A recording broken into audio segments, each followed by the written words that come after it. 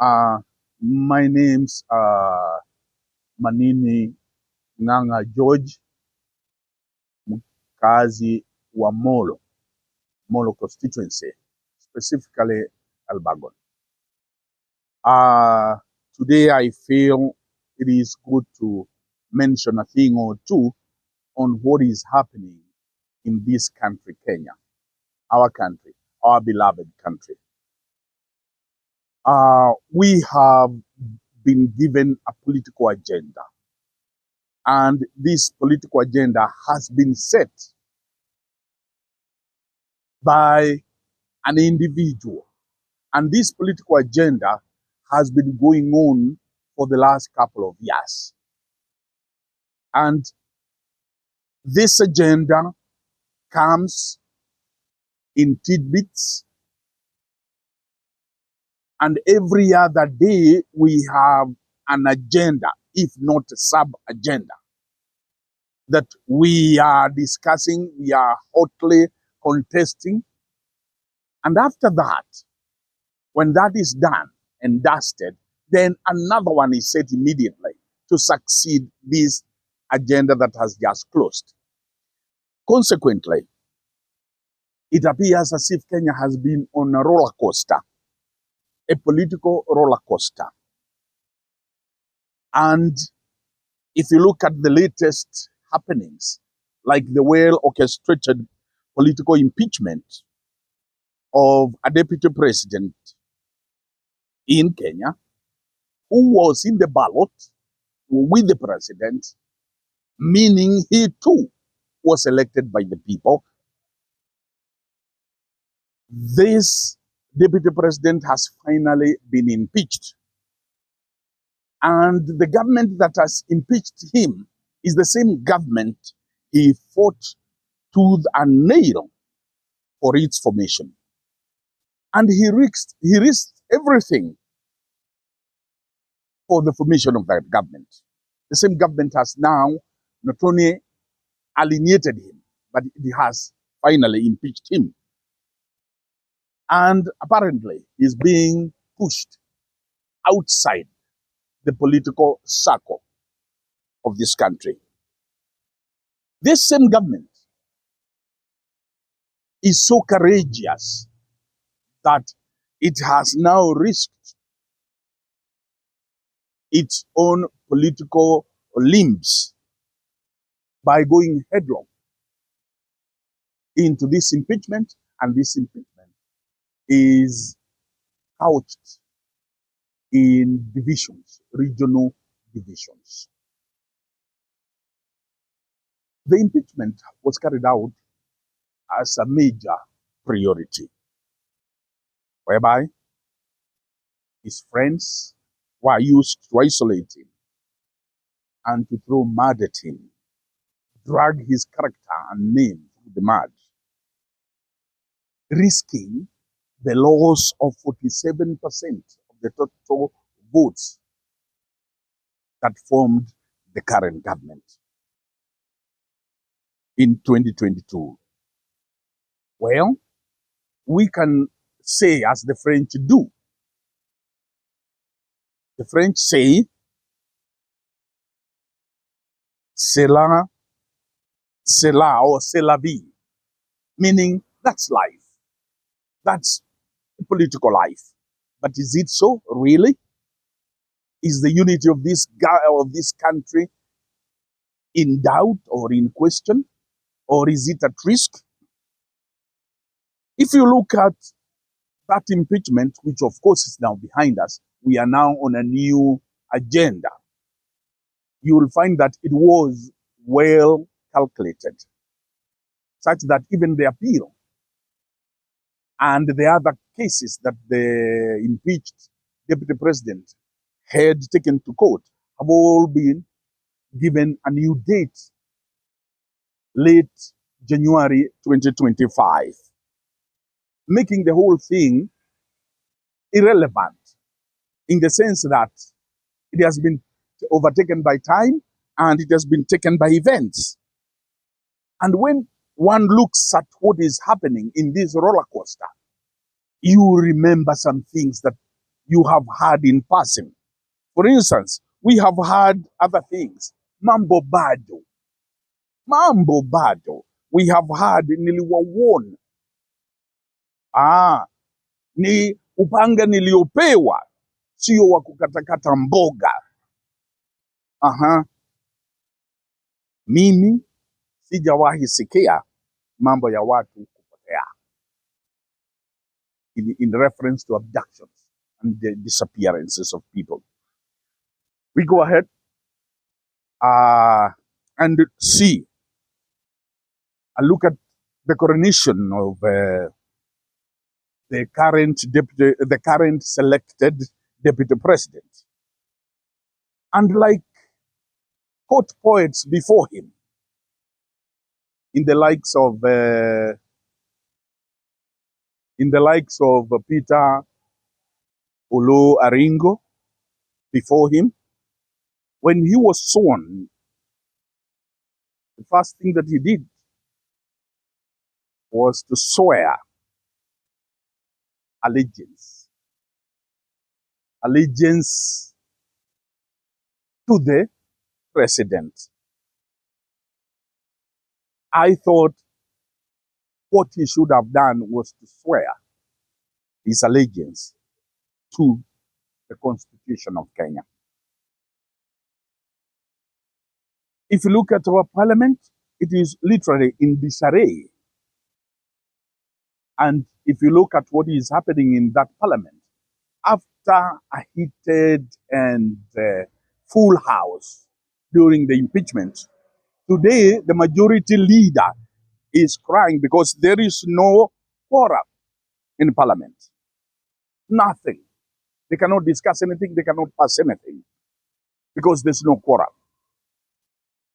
In the state of parliament playing its role, oversight role, and of course, it acting as a checks and balances institution, it has become an orchestra, reminding us of this saying, he who pays the piper calls the tune.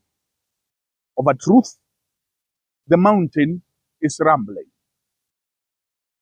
I do not know what or who will acquiesce Mulima. There's a lot of volcanicity taking place in the mountain.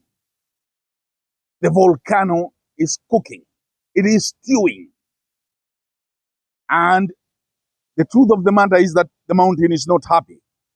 The mountain feels it is under siege, political siege, even economic siege. It also feels it is also socially under siege.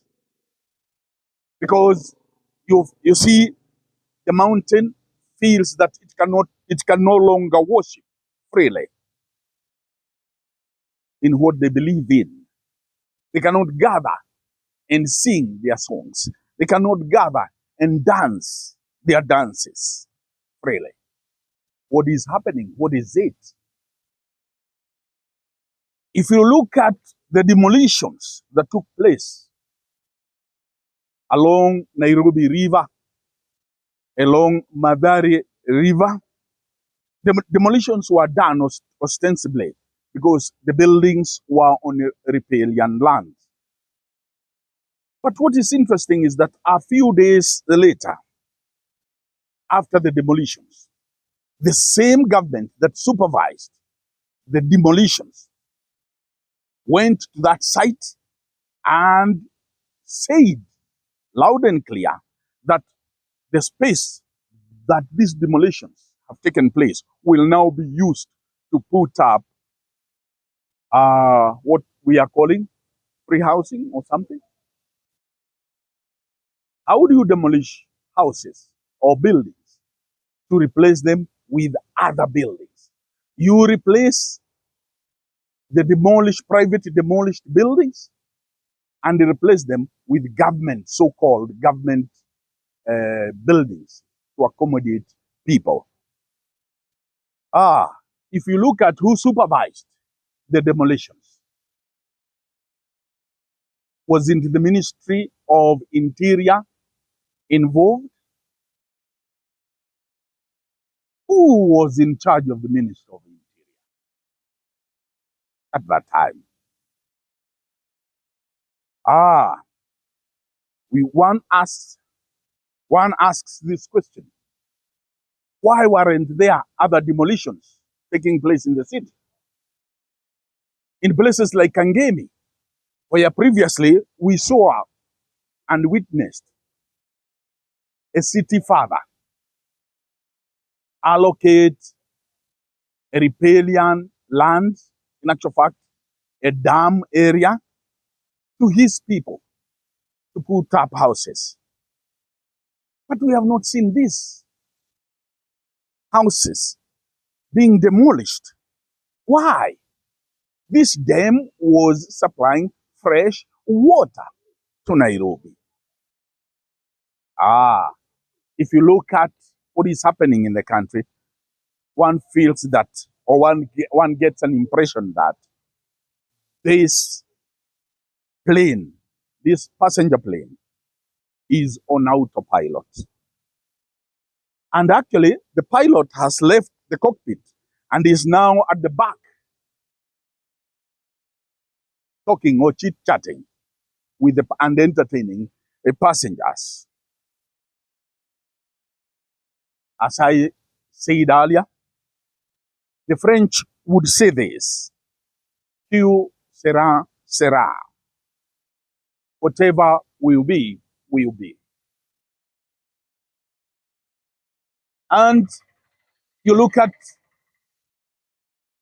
the government responding to disappearances and abductions. The IG, Mr. Kanja, says he doesn't know who is abducting who in this country. Meaning, there is a phantom grouping that is roaming this country, Kenya, abducting and secretly keeping Kenyans unseen, incommunicado. This phantom grouping is unknown. The evil abductors and killers are unknown. I would pray and humbly ask Kanja to speedily investigate and arrest this fear-instilling phantom grouping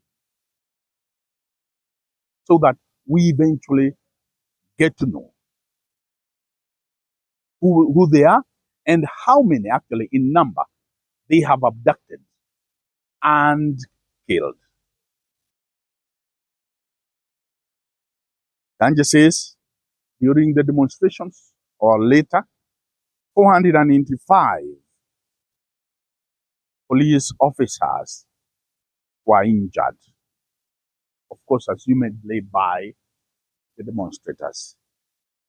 And 347 civilians were injured. But we are not told how many were killed or dead among that number. And how did they meet their deaths? If we come to the mountain, as I said earlier, there is rumblings. People are groping in the dark. There are voices that let's form a political party. That is, the impeached deputy president ought to form a political party. I would feel strongly that he shouldn't form that political party because we already have about 33 or 34 political parties in and around the mountain. He should join one of those parties such that at the end of it, those same parties can form a coalition of the willing. If he does form a political party on his own, another political party, it will simply flow into this grand plan of further dividing the mountain.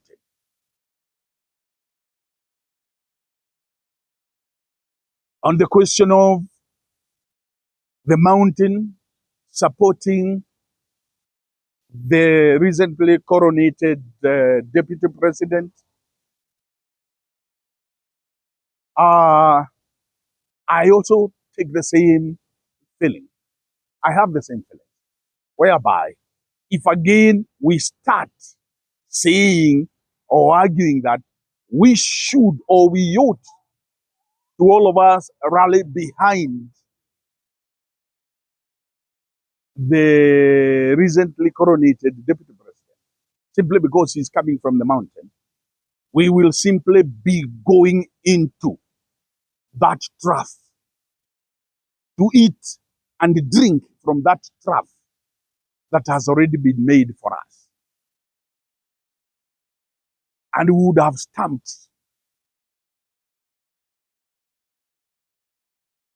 stamped our seal of acceptance that we have been played and we have gone right into dancing this political division dance.